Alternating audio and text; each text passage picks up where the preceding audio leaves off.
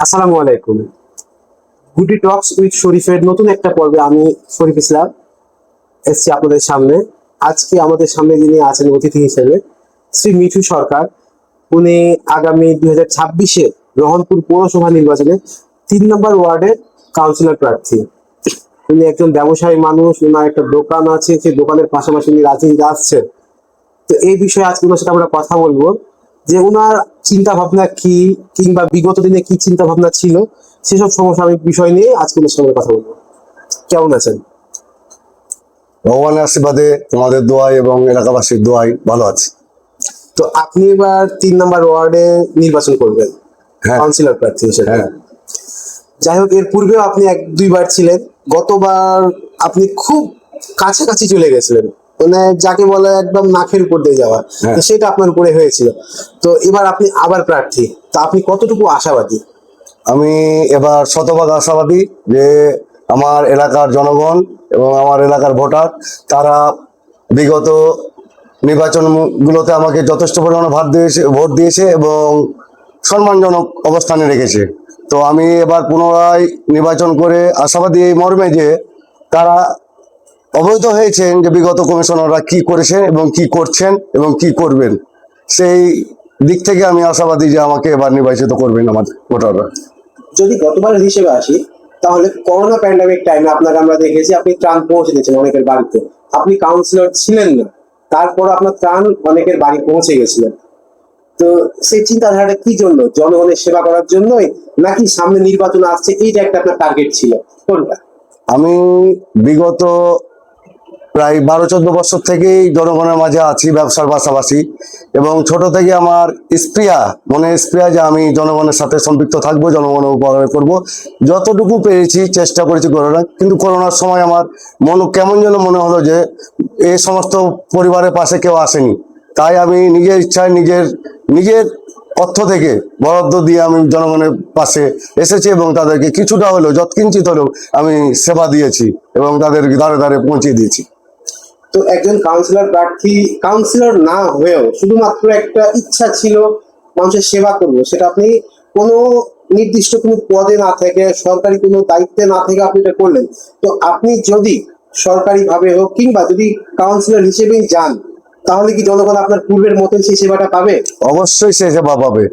হয়তো নির্বাচনটা হচ্ছে 5 বছরে, 5 বছর পরে তো আমাকে আবার সেই অবস্থানে ফিরে আসতে হবে। তাহলে আমি কেন ওই নির্বাচনমুখী হয়ে বর্তমান প্রেক্ষাপটকে পরিবর্তন করে আমি জনগণ থেকে বিচ্ছিন্ন হব? আমার জনগণ শুধু নয়, তারা আমার আত্মার বান্ধব, তারা আমার আত্মার মানুষ। তাদেরকে সবসময় পাশে নিয়ে তাদের সাথে মত বিনিময় করে তাদের উন্নয়নের চেষ্টা করব এবং এলাকায় নিজের স্বনাম, যেইটুকু স্বনাম অর্জন করেছি সেটা বজায় রাখার চেষ্টা করব। এখন আমার পরবর্তী প্রশ্ন হচ্ছে, আমরা অনেকেই জানি অনেকেই জানি না, একজন পৌর কাউন্সিলরের মাসিক ভাতা হচ্ছে 8,000 টাকা।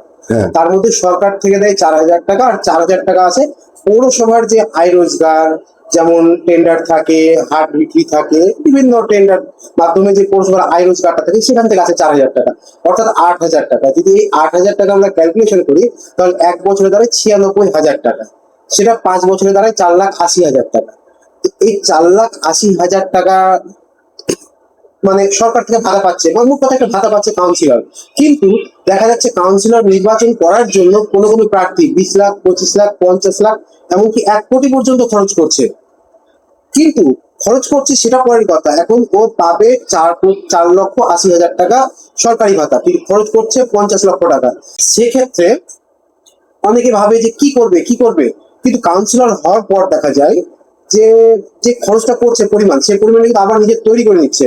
তৈরি করার পর যার কিছুই ছিল তার সব হচ্ছে, গাড়ি হচ্ছে, বাড়ি হচ্ছে, তার সন্তানদের অন্যরকম একটা লাইফস্টাইল তৈরি হচ্ছে। তো সেক্ষেত্রে আপনি যদি করেন নির্বাচন, আপনি যদি পাশ হন, যদি জনগণ আপনাকে সমর্থন দিয়ে আপনাকে কাউন্সিলর বানায়, তাহলে কি আপনি জনগণের বিষয়টাই দেখবেন সবার আগে, নাকি আপনার প্রথম প্রায়োরিটি থাকবে আপনার ফ্যামিলি, আপনার সন্তান, যে আপনার সন্তানের জন্য একটা ভালো গাড়ি হবে, ভালো বাড়ি হবে, ভালো একটা লাইফস্টাইল হবে, চলাফেরা হবে অন্যরকম? কোনটা, জনগণ নাকি আপনার পরিবার, কোনটা আগে? আমার আগে জনগণ, কারণ পরিবারের জন্য মহান সৃষ্টিকর্তার রহমতে অনেক কিছু আমার যেটুকু আছে সেটুকু দিয়ে আমার পরিবার সন্তুষ্ট থাকবে এবং আমিও সন্তুষ্ট থাকবো আশা করি। আমি বিগত যা এ কাল যাবত এতদিন যাবত আমি যে সমস্ত উপকারগুলো করেছি, যে সমস্ত সমাজ সাথে থেকেছি, চেষ্টা করেছি মানুষের সাথে থাকার, সেগুলো নিজের অর্থায়নে, নিজের উপার্জনের উপর নির্ভর করে। আমি কোনো সময় চাইবো না জনগণের কাছ থেকে বিচ্ছিন্ন হতে। এবং যেটা পৌরসভায় 8,000 টাকা বেতন, সেটা বেতন নয়, সেটা সম্মানী। তো এই সম্মানীটা যেন সম্মানের সহিতই আমি গ্রহণ করি, সেটার দিকে খেয়াল রাখবো। আমি কোনো সময় চাইবো না যে জনগণের অর্থ দেয় আমি অট্টালিকা তৈরি করি বা আমার সন্তান সন্তুষ্টি বা স্ত্রী পুত্র সন্তানকে আমি লালন পালন করি। আমি যেভাবে উপার্জন করছি, যেভাবে কর্ম করছি, সেভাবে যেন আমাকে অনন্তকাল এই পরিবেশ বজায় থাকে। আমি চাইবো না যে আমার উপরে কোনো এই অর্থ উপার্জনের লোভ লালসার সৃষ্টি হোক। আমার সবসময় সর্বদা আমি খেয়াল রাখবো যে আমার জনগণ যেন আমার পাশে থাকে, আমাকে সবসময় যেন মিঠুকে মিঠু নামে চিনে, কোনো প্রকার কোনো স্বার্থ বা স্বার্থবাজ হিসাবে যেন না চিনে। একজন সমাজ সেবক মিঠু সরকার, অবশ্যই কাউন্সিলর মিঠু সরকার 5 বছর, কোনোদিনই, জি সমাজ সেবক মিঠু সরকার মৃত্যু পর্যন্ত। জি। মানে আপনি সমাজ সেবক হয়ে থাকতে চাইছেন। অবশ্যই। তাহলে সমাজ সেবকের জায়গাটা যদি বলি, কাউন্সিলর সমাজ সেবক, দেখা যাচ্ছে একজন সমাজ সেবক কাউন্সিলর হওয়ার পরও কিন্তু অনেক সময় বদলে যায়, সে আগের মতো থাকতে পারে না। তো এখন সমাজ সেবকের জায়গা থেকে আপনি যদি কাউন্সিলর নির্বাচিত হন, তাহলে আপনাকে মূল লক্ষ্য থাকতে হবে সমাজের সেবা করা। তো সমাজের সেবার ক্ষেত্রে যদি দেখতে যাই, একটা পৌরসভার নাগরিকের বিভিন্ন প্রয়োজন থাকতে পারে পৌরসভায়। সেটা হতে পারে আপনার ট্রেড লাইসেন্সের খাতিরে, জন্ম সনদপত্র, মৃত্যু সনদপত্র, বিভিন্ন প্রক্রিয়া থাকে। এই প্রক্রিয়ার জন্য দেখা যায় যে সাধারণ জনগণ পৌরসভায় যাওয়ার পরে টেবিল টু টেবিল অনেকদিন দৌড়াদৌড়ি করা লাগে, 2 মাস, 4 মাস, 6 মাস, 1 বছর পর্যন্ত। তো যদি আপনি কাউন্সিলর হন, তাহলে আপনি কি আপনার ওয়ার্ডের জনগণকে, আমি পুরোটা বলবো না, আমি শুধুমাত্র আপনার পার্টিকুলার ওয়ার্ডটাকেই বলবো, আপনার 3 নম্বর ওয়ার্ড রহমতপাড়া, পুরাতন বাজার, ফলপাড়া, এই দরগাপাড়া, এই 3-4টা পাড়া নিয়ে যে আপনার ওয়ার্ডটা, এই ওয়ার্ডের নাগরিকরা কি আপনার সেবা পাবে, নাকি তারাকে পূর্বের মতোই আবার ধাক্কা খেতে হবে টেবিল টু টেবিল? আমি বলি, আমার 3 নম্বর ওয়ার্ডটা হচ্ছে পুরাতন বাজার ও রহমতপাড়ার সমন্বয়ে গঠিত। এখানে আপামর জনতা, এখানে অধিকাংশই গরিব শ্রেণীর এবং নিম্ন মধ্যবিত্ত পর্যায়ের। তো এর সাথে আমাদের সকলের সেবাটাই হচ্ছে বড় সেবা। পৌরসভা বা ইউনিয়ন বা স্থানীয় সরকার মন্ত্রণালয় যে সমস্ত সেবা প্রতিষ্ঠানগুলো আছে, তারা জনগণের সেবার জন্যই তৈরি এবং সরকার এটার উপরে খেয়াল রাখেন। তো আমরা চাই এই যে যে সমাবেলা বললেন, জন্ম সনদ, তারপরে মৃত্যু সনদ, তারপরে এই যে বয়স্ক ভাতা, বিধবা ভাতা, তারপরে মাতৃত্বকালীন ভাতা, এ সমস্ত জিনিসগুলো আসলেই উচিত যে সর্বত এই সমস্ত জিনিস মানে সনদগুলোর প্রতি খেয়াল রাখা। কারণ আমার জনগণ যেন ভোগান্তিতে না ভোগে, কোনো কারো দ্বারা যেন ভোগান্তির শিকার না হয়, কারো যারা যেন অর্থের ক্ষতিগ্রস্ত না হয়, সেই দিকটা আমাকে খেয়াল রাখতে হবে। এবং সেই সাথে বলি যে এই সমস্ত বিষয়গুলো আমাদেরকে নিজেদেরকে সচেষ্ট হবে এবং জনগণের চাহিদা মোতাবেক কর্তৃপক্ষের সহিত আলোচনা সাপেক্ষে সঠিক পরামর্শ এবং সঠিক সময়ের মধ্যে যেন পাই, সেদিকে আমাকে দৃষ্টি খেয়াল রাখতে হবে।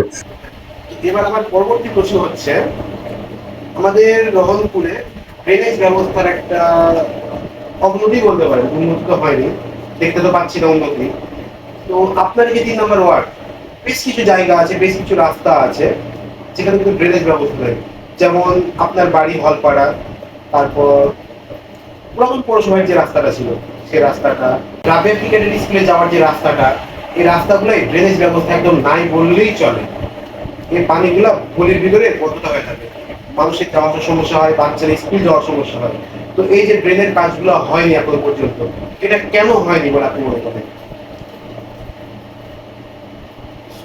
বিশেষ করে রহনপুর পৌরসভায় যে সমস্ত রাস্তাঘাট, ড্রেন, কালভার্ট যেগুলো নির্মাণ হচ্ছে অর্থায়নে, পৌরসভার অর্থায়নে, সেগুলো পুরোটাই আমি মনে করি যে অপরিকল্পিত, পরিকল্পনা ছাড়াই ব্যক্তিগত স্বার্থে, ব্যক্তিগত চাহিদায় যে যেখানে পেরেছে সে সেখানে সেভাবেই ড্রেনগুলো নির্মাণ করেছে বা রাস্তাঘাটগুলো নির্মাণ করেছে। যাহা কোনো জায়গায় উঁচা, কোনো জায়গায় নিচা, কোনো জায়গায় সমতল, যেখানে যে কারণের জন্য ড্রেনে পানি আসলে কোনো পরিবারের পক্ষ থেকে কয়েকটা পরিবারের মাধ্যমে ড্রেন হোক, এখানে যে সমস্ত ড্রেনগুলো থেকে পানি আসছে সেগুলো এসে একটা নির্দিষ্ট জায়গায় আসার আগেই, মানে মূল সংযোগে আসার আগেই সেখানে জলবদ্ধতার সৃষ্টি করছে, যা আসলে পরিকল্পনা ব্যতিরেকে হয়েছে। এটা কল্পনা করা যায় না। তো আমরা পূর্বে দেখেছি এবং বর্তমানেও দেখে আসছি যে সমস্ত ড্রেনগুলো হচ্ছে, কোনো মতে তা পরিকল্পনা ভিত্তিক নয়। আমাদের ব্যক্তি স্বার্থ, ব্যক্তি চাহিদা মোতাবেক যে যেখানে পারছি সে সেখানে মোতাবেক চাপ সৃষ্টি করে হোক, প্রেশার দিয়ে হোক, নিজেদের চাহিদা মোতাবেক হোক, কোনো কৌশলগত হোক, আমরা ড্রেনগুলো নির্মাণ করে নিচ্ছি। এতে কোনো প্রকারই এলাকার বা গ্রামের বা এলাকাবাসীর স্বার্থে নির্ণয় করা হচ্ছে না, নির্মাণ করা হচ্ছে না। আমাদের যে সমস্ত ড্রেনগুলো আছে সকলেই একটা বড় বৃহৎ আকারের একটা পূর্ণ মানে সংযোগ নিষ্কাশনের জায়গা আছে, যেটা আমাদের খাড়ি, সেই খাড়িতে মূল সংযোগ আছে, কিন্তু আমাদের কোনো ড্রেনে সুপরিকল্পিত কোনো ড্রেনে মানে তার সাথে নিষ্কাশনের যোগাযোগ নাই, মূল নিষ্কাশনের জায়গায় যোগাযোগ নেই। কোনো সময় দেখা যায় যে বৃষ্টি বাদল, ঝড় বৃষ্টি পানি গেলা জলবদ্ধতা সৃষ্টি করে, যেমন আমাদের হলপাড়াতেই কোনো প্রকার মানে কোনো ময়লা আবর্জনা। এখানে আরেকটা কথা উঠে আসে, যেখানে আমাদের ডাস্টবিনের ব্যবস্থা, সঠিক ডাস্টবিনের ব্যবস্থা নেই। কিছু বিগত সরকারের আমলে কিছু মানে ডাস্টবিন দেওয়া হয়েছিল, প্লাস্টিক ডাস্টবিন, যেগুলো কিছু কিছু স্থানে কিছু পরিবারে দেওয়া হয়েছে, বলা যায় যে সকল পরিবারে দেওয়া হয়েছে, কিন্তু এই ব্যবস্থা সুব্যবস্থা গ্রহণ করিনি। আমরা ড্রেনের মধ্যেখানে আমরা মূল আবর্জনা, ময়লা আবর্জনা, পলিথিন, পরিবারের ব্যবহৃত জিনিসপত্র সব আমরা ড্রেনে ফেলে দিই। এটা এক প্রকার যেমন মানে কর্তৃপক্ষের মানে মানে অবহেলা, তেমন আমাদের জনগণেরও নিজস্ব অবহেলা আছে। আমরা জনগণ চাইলে প্রত্যেকটা ড্রেনেজ ব্যবস্থা, প্রত্যেকটা ছোট হোক বড় হোক, ড্রেনেজ ব্যবস্থাগুলোকে আমরা নিজেদের তত্ত্বাবধানে নিজেদের খেয়াল করছি মতো আমরা পরিচালনা করতে গেলে আমার মনে হয় যে জনবদ্ধতা সৃষ্টি হবে না। তারপরেও বলি যে আমাদের নিজেদেরকে, আমরা যে সমস্ত জনগণের জন্য আছি, জনগণের ভালোর জন্য মাঠে আছি, জনগণের ভালো চাই, সে সমস্ত ব্যক্তিগণ আমরা নিজেদের স্বার্থ রক্ষার জন্য মানে সেভাবেই পরিচালনা করি, যেন আমাদের নিজস্ব স্বার্থ রক্ষা হয় এবং জনগণের কার কি ঘটলো, কার কি উপকার হচ্ছে সেটা আমরা দেখি না। ড্রেনেজ ব্যবস্থা যেহেতু বলছিলাম, তো ড্রেনেজ ব্যবস্থার মধ্যে অপরিকল্পিত যে ব্যাপারটা আছে, যার জন্য এত সমস্যা, তো শুধু কি অপরিকল্পিত নাকি দুর্নীতিগ্রস্ত? অবশ্যই অপরিকল্পিত। দুর্নীতিগ্রস্ত সাথে থাকতে পারে বা থাকবেই, কারণ দেখা যায় যে আমার এলাকায় যত বড় ড্রেনের প্রয়োজন, যেখানে যে যতখানি প্রয়োজন সেই পরিকল্পনা মাফিক হয় না। ড্রেনগুলো তাদের মানে নির্দিষ্ট ক্যাটাগরিতে কোনো প্রকারই হয় না, যে এই এলাকায় ঘনবসতিপূর্ণ, এই এলাকায় ড্রেনটা কত পরিমাণে প্রয়োজন, কত প্রশস্ত দরকার, সেটা নির্ণয় না করে আমরা একটা ড্রেনের ক্যাটাগরি অনুযায়ী ড্রেন করে দিই। এই জন্যই আমাদের জলবদ্ধতার সৃষ্টি বেশি হয়। এবার আমার পরবর্তী প্রশ্ন হচ্ছে রোড লাইট নিয়ে। রহনপুর পৌরসভা খুব গুরুত্বপূর্ণ একটা ওয়ার্ড হচ্ছে রহনপুর 3 নম্বর ওয়ার্ড। এই ওয়ার্ডে রহনপুর পৌরসভা আছে, রহনপুর ভূমি অফিস আছে, কিন্তু রোড লাইটের ক্ষেত্রে দেখা যায় সন্ধ্যা হলে জায়গাগুলো অন্ধকার। আপনি পৌরসভার সামনে যদি এখন বর্তমানে যান তাহলে দেখবেন জায়গাটা অন্ধকার, পুরোপুরি অন্ধকার। ভূমি অফিসের সামনে যান, জায়গাটা অন্ধকার। অন্ধকার হচ্ছে অপরাধের আতঙ্ক হয়, অন্ধকারে কিন্তু অপরাধ হয়। অন্ধকার আর অপরাধ হচ্ছে একে অপরের সাথে খুব অতপ্রতভাবে জড়িত। তো আপনি যদি কাউন্সিলর নির্বাচিত হন তাহলে আপনি এটা নিয়ে কি ভাবছেন, আপনি কি করবেন? অন্ধকারই থাকবে নাকি আপনি এটা আলোকিত করার চেষ্টা করবেন? প্রশ্নটা যথার্থ। এটা সত্যি দুঃখজনক যে আমাদের পৌরসভাটা হচ্ছে প্রথম শ্রেণী পৌরসভা, কিন্তু কার্যক্রমগুলো কোনোটাই প্রথম শ্রেণীর মতো হয় না বা হচ্ছে না। বর্তমান পরিস্থিতিতে এমনি কোনো পৌরসভার একটা স্থানীয় সরকার নাই, মানে নির্বাচিত সরকার মানে প্রতিনিধি নাই, যেহেতু প্রশাসনিক ভিত্তিক পরিচালিত হচ্ছে, সেহেতু যেটা হচ্ছে সেটা আমাদেরকে মাথা পেতে মেনে নিতে হচ্ছে। কিন্তু যখন নির্বাচিত প্রতিনিধিরা ছিল যতদিন, তখন পর্যন্ত আমরা মনে করি যে আমাদের এখানে রক্ষণাবেক্ষণের প্রতিনিধি এবং যেটা যে দেখাশোনা করবে সেই রকম জনবল পৌরসভাতে নাই। তো আমরা যেটুকু চেষ্টা করে পৌরসভা কর্তৃপক্ষ যে এখানে আলোকিত করা হবে বা আলোকিত করবো, তো সেটা তাদের যথাসাধ্য হচ্ছে না। কিন্তু আমরা চাই যে আমার লাইট পোস্টগুলো ঠিক রাখে, কারণ এখানে বয়স্ক, মহিলা, পুরুষ সকলেই রাত্রিবেলা ভ্রমণ করে, কেউ অসুস্থতার কারণে যানবাহন চলাচলের সুবিধার স্বার্থে আলোর প্রয়োজন হয়। কারণ প্রতিটা এলাকাতেই লাইট পোস্ট আছে কিন্তু লাইট নাই, যেগুলোর জন্য মানুষ অপরাধ জগতে বেশি সৃষ্টি হচ্ছে। কিছু কিছু আমাদের যুব সমাজ মাদকাসক্ত, মোবাইলে আসক্ত, যেগুলো তারা চায় নীরবতা বা নির্বিচ্ছিন্ন বা অন্ধকারচ্ছন্ন এলাকায় বাস করি, তাহলে কি হবে, তাদের সেই জিনিসটা ঠিকভাবে পরিচালিত হবে। তো আমরা সেই স্বার্থকে জলঞ্জলি দিয়ে আমরা চাইবো যে আমাদের এলাকায় প্রত্যেকটা লাইট পোস্ট না আলোকিত হয়, এবং সামনে নির্বাচিত যদি আমি হই তো অবশ্যই সেই দিকটা খেয়াল রাখবো এবং পৌরসভার আমার 3 নম্বরের বিশেষ করে আলোকিত রাখার চেষ্টা করবো।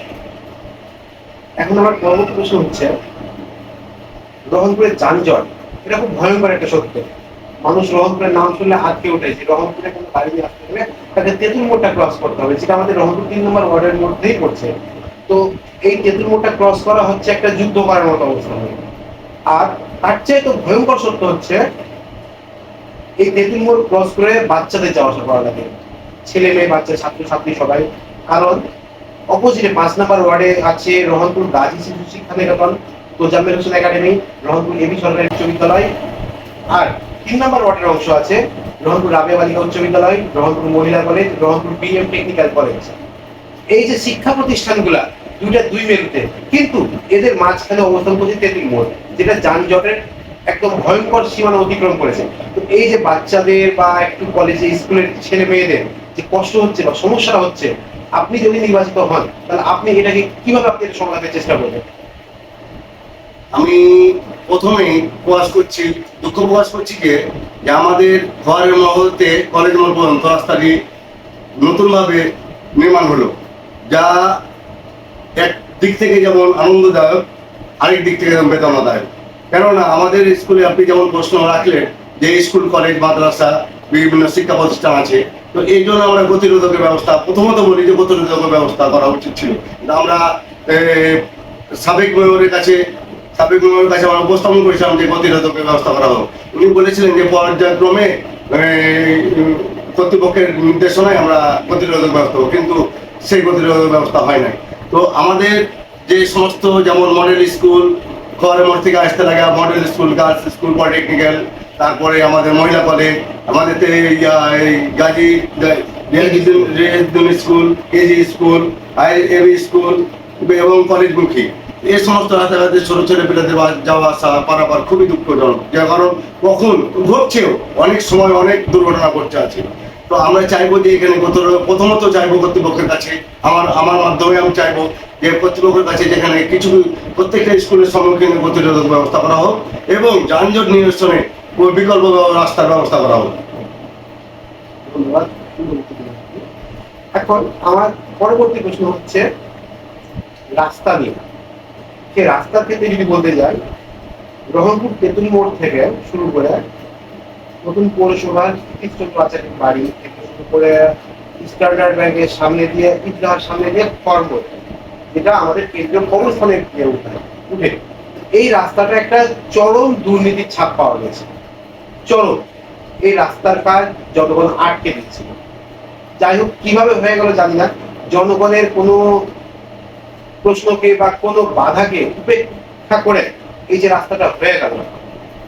আপনি যদি কাউন্সিলর হন, আপনার সময়ে যদি এরকম কোনো রাস্তায় কাজ হয়, জনগণ বাধা দেয়, তাহলে আপনি সেটা কি বাধা অতিক্রম করে করবেন, নাকি চেষ্টা করবেন জনগণ যেটা বাধা দিচ্ছে সেটা একটা সুষ্ঠু সমাধান করার জন্য? আমি নির্বাচিত হলে, যদি আর মহান সৃষ্টিকর্তা আমাকে নির্বাচিত করেন, আমি আমার জনগণের স্বার্থ দিক বিবেচনা করে আমি আমার কার্যক্রম করব। আমার নিজের স্বার্থকে উন্নতি করতে গিয়ে আমি কোনো মতেই চাইবো না যে আমার জনগণের স্বার্থ ব্যাঘাত ঘটে।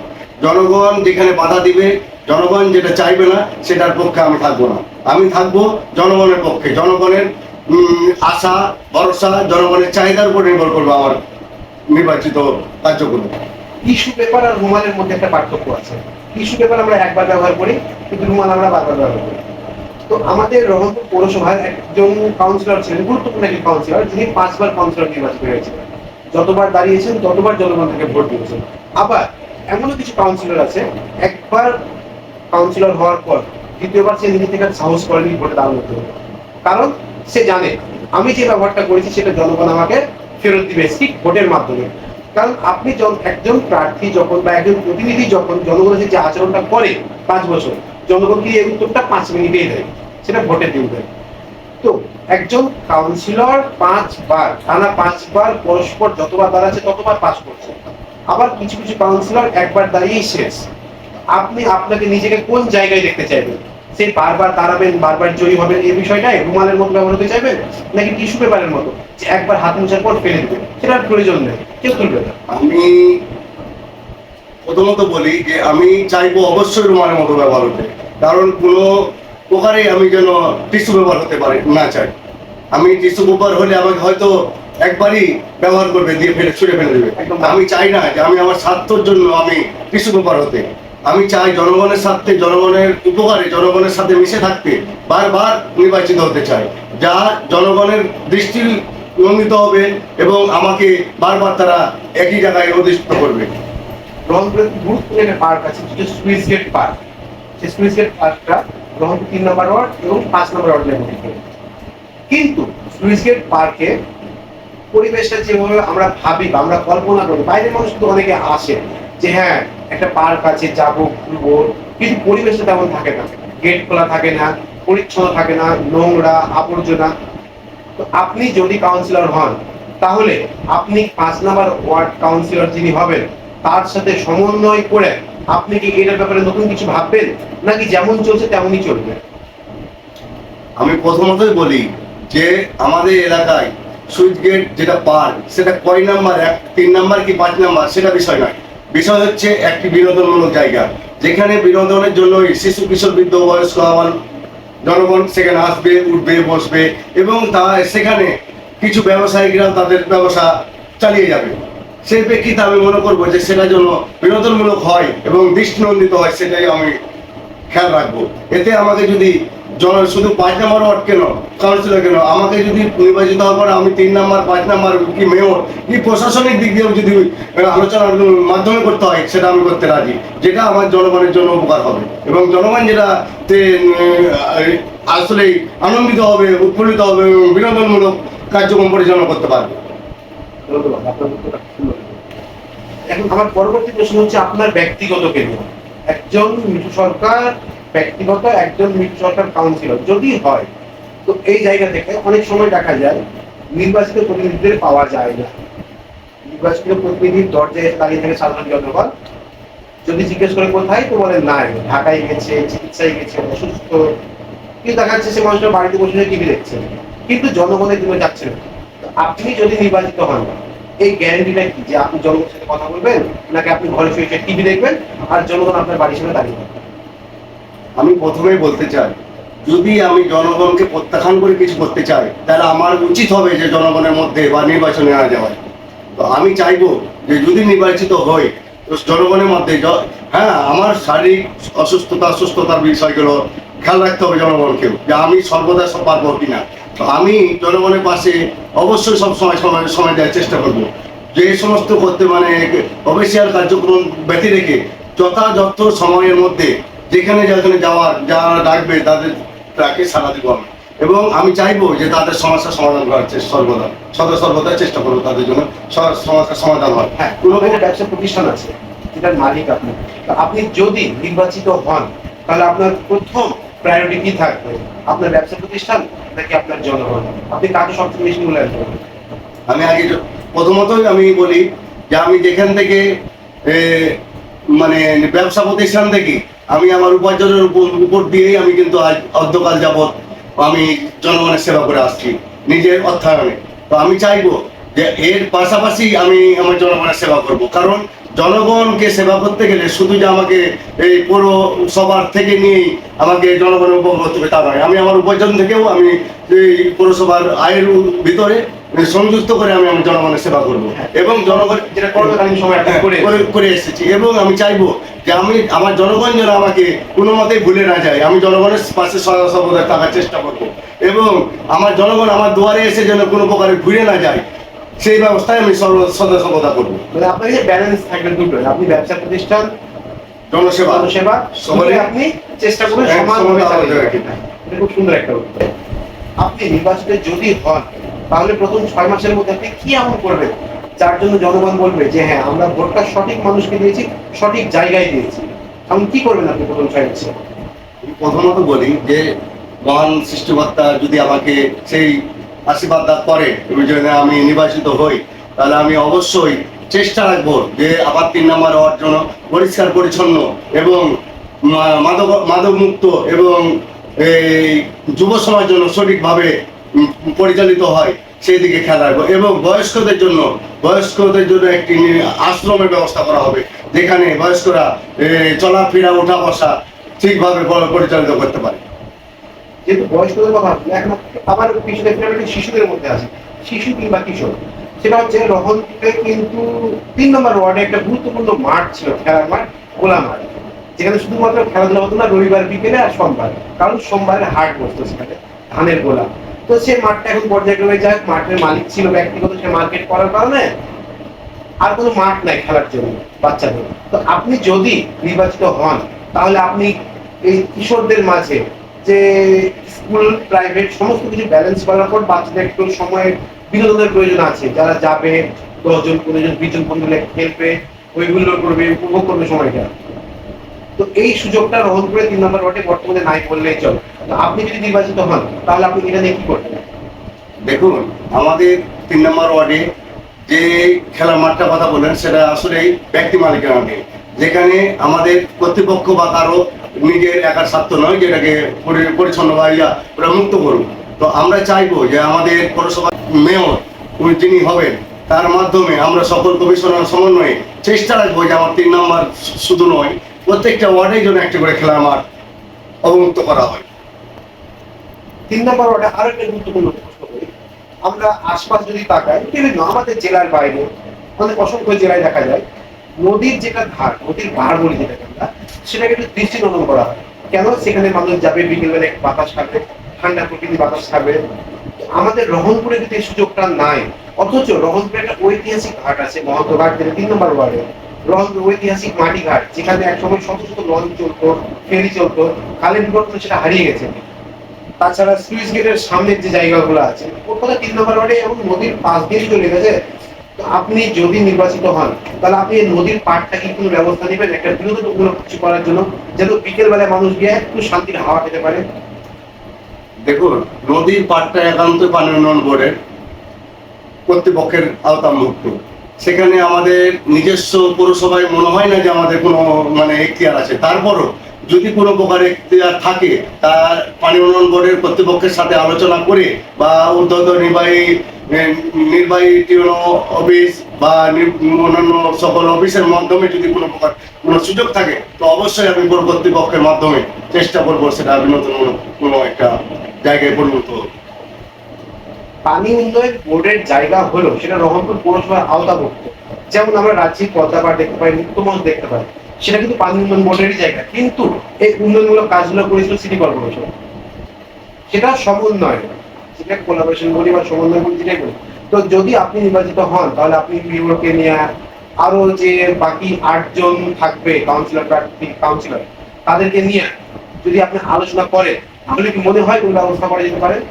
আমি পূর্বেও বললাম যে আমি মেয়র সহ স্থানীয় যে সকল পানি উন্নয়ন বোর্ড এবং স্থানীয় যে সকল অফিস আদালত আছে, সে তাদের মাধ্যমে চেষ্টা রাখবো যে এটাকে যেন আমাদের বিনোদনমূলক অবস্থানে নিয়ে যায় এবং বিনোদনের জায়গায় যেন একটা সুনির্দিষ্ট সুনন্দিত একটা বিনোদনের জায়গায় যে রূপান্তর করা যায়। যাই হোক, কথা বলে অনেক ভালো লাগলো। তবে আজকে আপনি শেষ প্রশ্ন, সেটা হচ্ছে আপনি এর আগের বার যাই হোক হতে পারেননি, একদম শেষ পর্যায়ে যে আপনি আটকে গেছেন। তো এবার যদি আবারও তেমনই কিছু ঘটে যায়, তাহলে আপনি কি জনগণের পাশেই থাকবেন, নাকি আপনি হারিয়ে যাবেন? এই যাবৎ আমি বিগত 2বার আমি নির্বাচন করেছি, পরাজিত হয়েছি, কিন্তু আমি জনগণের মধ্যে থেকে সরি নাই এবং সরবও না। তো সামনে নির্বাচনে যদি এরকম প্রেক্ষাপট ঘটে, তো আমি মনে করি যদি সেটা আমার ভাগ্যের ব্যাপার, কিন্তু আমার কর্ম, আমার উদ্দীপনা এবং মানব সেবা সেটা আমার অব্যাহত থাকবে। অনেক সুন্দর লাগলো আপনার কথা বলে আজকে। অসংখ্য ধন্যবাদ এত সুন্দরভাবে উত্তর আমি দেওয়ার জন্য। এর মধ্যেও আবার একটু বলতে চাই, আমি আমার জনগণকে, আমার এলাকার 3 নম্বর ওয়ার্ডবাসীকে, যে আপনারা আমার যদি এই বিষয়ে আলোচনার মধ্যে কোনো ভুল ত্রুটি হয়ে থাকে, তো আপনারা ক্ষমা দৃষ্টিতে দেখবেন। এবং আমি চাইবো যে আমার 3 নম্বর ওয়ার্ডবাসী আমাকে সাদরে গ্রহণ করবে সামনে নির্বাচনে। ইনশাআল্লাহ। তো এতক্ষণ আমরা কথা বলছিলাম শ্রী মিঠু সরকারের সাথে, যিনি এবার রহনপুর পৌরসভার 3 নম্বর ওয়ার্ডের কাউন্সিলর প্রার্থী। ওনার সাথে কথা বললাম, অনেক কথা হলো, অনেক আড্ডা হলো, অনেক বিষয় নিয়ে কথা বললাম। উনি এর আগে 2বার নির্বাচন করেছেন, আবার নির্বাচনে আসছেন। ভালো মন্দ সিদ্ধান্ত আপনাদের হাতে। আমি একজন উপস্থাপক হিসেবে আপনাকে কখনোই বলবো না ভোট দিতে, শুধু আপনারা এতটুকু বলবো, আপনারা বিবেচনায় ভোট দিবেন, সঠিক প্রার্থীকে ভোট দেবেন। ধন্যবাদ।